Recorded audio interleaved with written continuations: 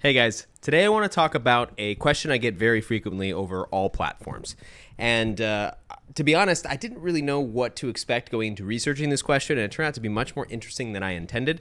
But the question seems very simple. Why are Borzois' noses so long?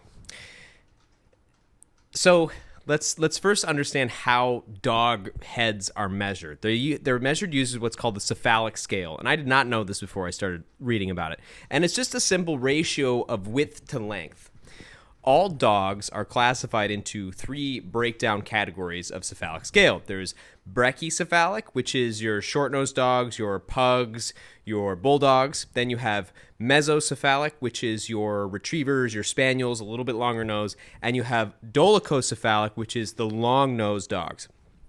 Obviously, borzois, sighthounds, even shepherds like German shepherds are dolichocephalic dogs. Now, it's interesting to note that the progenitor of all dogs, the wolf, is also a dolichocephalic dog. So essentially that nose is the closest to what the originating dog would have been. Interestingly enough, there are some things associated with longer noses, benefits and detriments, one of which is somewhat counterintuitive. Now, I had thought, and this is for a long time, even in growing up, that the longer the nose, the better the dog would smell. That turns out it's not the case, although it's not quite cut and dry. There's been a number of tests that they've done where they've put brachycephalic dogs versus dolichocephalic dogs and put them up in a smell test where they're asked to identify certain smells. And consistently, at least in the first test, the brachycephalic dogs outperformed the dolichocephalic dogs, meaning the shorter-nosed dogs were actually doing much better. And it's also well known that some of the best smellers in the dog world, your bloodhounds and whatnot, your basset hounds, your bloodhounds, don't have the longest of noses. And you would think the longer nose, the more olfactory cells, the better the smell. But they're still not sure is the case. So consistently, shorter nosed dogs outperformed longer nosed dogs. However, this is the caveat.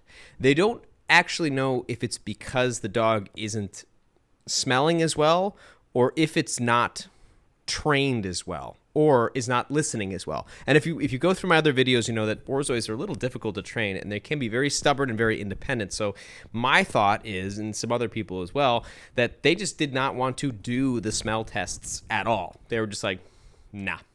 So the jury's still out.